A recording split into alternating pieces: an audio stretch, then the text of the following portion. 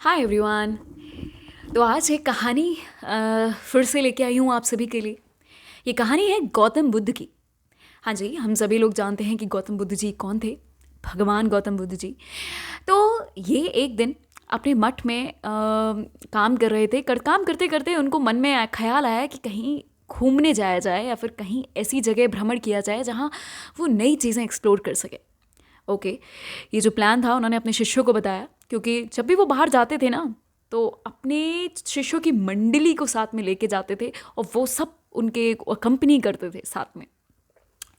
तो उन्होंने plan share किया कि देखो, अभी आज मैं अकेला जाना चाहता हूँ भ्रमण करने, और सारे लोग, आप लोग इस मठ का ख्याल रखना, और मैं जब तक वापस नहीं आता पूरी तरीके से आप इस मठ का ख्याल रखेंगे। हालांकि शिष्यों का मन तो नहीं था उन्हें अकेले जाने देने का, लेकिन अब हाँ, भगवान बुद्ध जी का भी आदेश था तो वो कैसे मना कर सकते थे।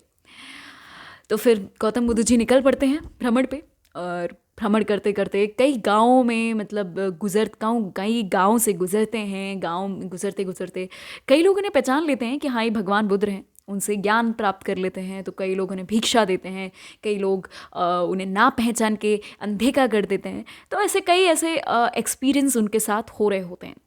तो चलते चलते यूं ही एक गांव में वो पहुंच जाते हैं। उस गांव में जब वो पहुंचते हैं तो एक व्यक्ति रहता है। वो व्यक्ति सुबह सुबह शराब पी के अपने घर वालों से लड़ाई कर रहा होता है। और जब वो लड़ाई कर रहा होता है तो उन्हें कई किस्म की बुरा भला कहने में लगा होता है। और जैसे ही हमारे भगवान बुद्ध जी उस घर तक पहुंचते हैं तो जो व्यक्ति होता है शराब के नशे में कुछ बुरा भला हमारे भगवान बुद्ध को भी कह देता है। भगवान बुद्ध जी वहाँ पे जो भी उसने कहा वो सुनकर निकल जाते हैं, फिर से अपने भ्रमण पे निकल जाते हैं फिर से। तो जब उस व्यक्ति का नशा जब सुबह वो उठता है और ख़त्म हो जाता है तो एक आसपास के जो उसके रहने वाले कुछ दो तीन व्यक्ति थे उसके पास आते हैं और बोलते हैं कि तुम्हें पता है तुमने क्या किया है, तुमने पता है तुमने क्या किया है, तुमने कितना बड़ा पाप किया है। और वो व्यक्ति बोलता है देखो यार, वापस मत बताओ यार, मुझे पता है शराब पीना गलत बात है, लेकिन आप बार बार मुझे बताओ मत, ठीक है, मुझे सिखाने की ज़रूरत नहीं है आपको। लेकिन वो व्यक्ति बोलते हैं कि देखो, हम शराब की बात नहीं कर रहे हैं, हम तो बात कर रहे हैं कि कल आपके घर भगवान गौतम बुद्ध जी आए थे और आपने उन्हें बुरा भला कह दिया।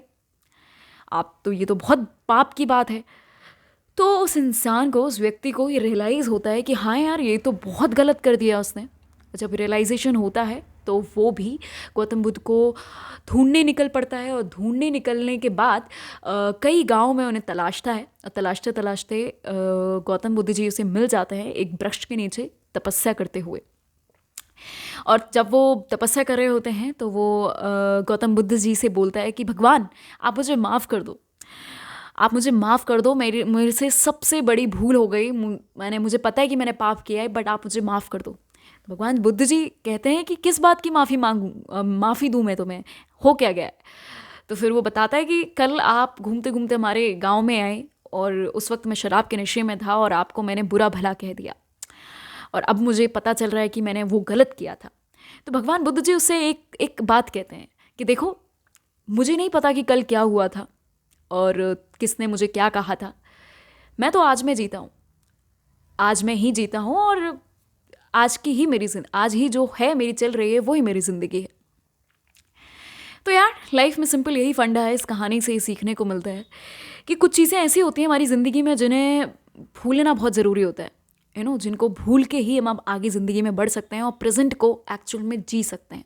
तो सिंपल फंडा है, भूलने वाली बातें भूल जाएं, प्लस प्रेजेंट में रहकर उसे जिएं, प्लस आगे फ्यूचर की हम तैयारी करते रहे। और यही एक सिंपल तरीका है जहां हम सही तरीके से अपनी ज़िंदगी का जी सकते हैं। तो थैंक यू सो मच, ये कहानी आपके लिए